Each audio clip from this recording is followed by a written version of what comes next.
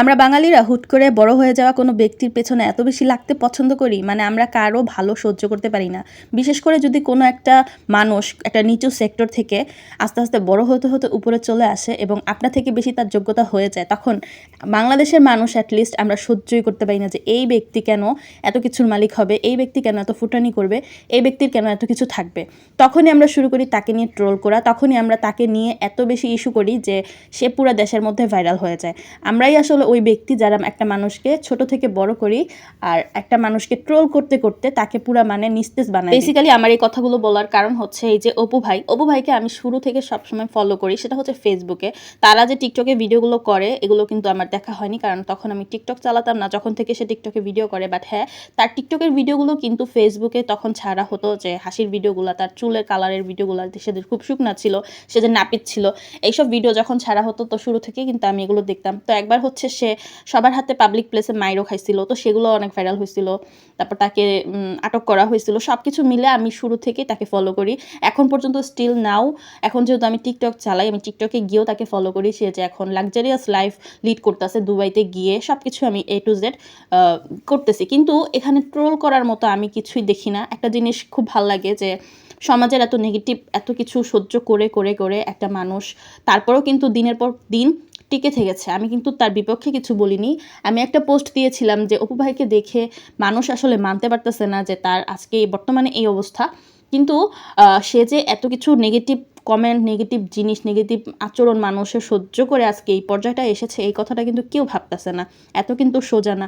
আপনি যদি আমাদের লাইফে আমাদের কেউ একটা নেগেটিভ কমেন্ট করে, তখন কিন্তু আমরা দরজা বন্ধ করে কান্না করি আর ওই পোস্টটাই ভাবি যে ডিলিট করে দিব, আর আমি মানুষের সামনে আসবো না। যদিও আমাদের খুব কম এমন হয়, আমাদের সাথে যদি কমেন্টে কেউ একটা খারাপ কিছু বলে, আমাদের কিন্তু মনে চায় যে আমরা আর কন্টেন্ট ক্রিয়েট না করি, আমরা আর এই কাজই না করি। আর মানুষ কী ভাববে কী বলবে এগুলো ভেবে ভেবে কিন্তু আমরা ঘরে বসে থাকি। কিন্তু যারা আসলে এইসব কিছু উপেক্ষা করে তাদেরকে আরও দিনে দিনে পরিবর্তন করে করে এই অনলাইন প্ল্যাটফর্মে টিকে আছে, তারাই কিন্তু আজকে ভালো একটা পজিশনে আছে। আমরা কিন্তু সেইটা দেখি না, আমরা দেখি মানুষ হুট করে কিভাবে এত বড়লোক হয়ে গেল। ভাই, এই দুনিয়া টিকে থাকতে হলে আর এই দুনিয়া হুট করে বড়লোক হইতে হলে আপনাকে অনেক কিছু সহ্য করে তারপরে বড়লোক হইতে হবে। বড়লোক হওয়া এত মুখের কথা না, সবার আগে তো রিজিক থাকতে হবে। আল্লাহ পাক তাকে বড়লোক হওয়ার একটা সুযোগ দিতে বলে সে হয়েছে। তো যাই হোক, সে তার পার্সোনাল লাইফে যা করুক না করুক এগুলো নিয়ে আমাদের দেখার বিষয় না। কিন্তু বিষয়টা যেহেতু আপনি দেখেন, এখন সোশ্যাল মিডিয়া আমরা ঢুকতেই পারি না।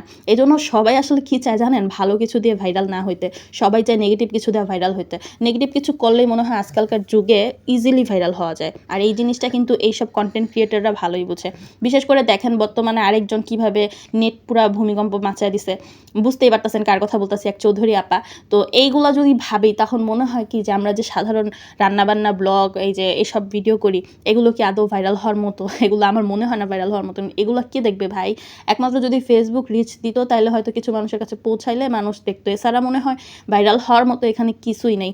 আপনাকে ভাইরাল হইতে হলে এমন কিছুই আসলে করতে হবে, মানে যেটা আসলে দুনিয়ার বিপক্ষে, যেটা আসলে মানা যায় না। আর যখন মানা যায় না তখন মানুষ এটা বেশি দেখে। বিশেষ করে আমাদের বাংলাদেশের মানুষ এখন বর্তমানে মনে হয় তারা পজিটিভ কিছু পছন্দই করে না। বাংলাদেশের মানুষ বর্তমানে নেগেটিভ সব কিছু পছন্দ করে। আপনি যদি কন্টেন্ট ক্রিয়েটর হইতে চান তাহলে আপনি মানে যেখানে আলু ভর্তা ডাল দিয়ে মানুষ ভাত খায়, সেখানে আপনার আলু ভর্তা দুধ দিয়ে ভাত খাইতে হইব। এমন কিছু করতে হইব যেটা ইউনিক, মানে ইউনিক কিছু করতে হবে। আমি বেশিরভাগ মানুষকে দেখি রিল ভিডিও বানাচ্ছে, বুঝছেন? রিল ভিডিওতে কোনো শিক্ষণীয় কিছু নাই, উল্টাপাল্টা কথা বলতেছে।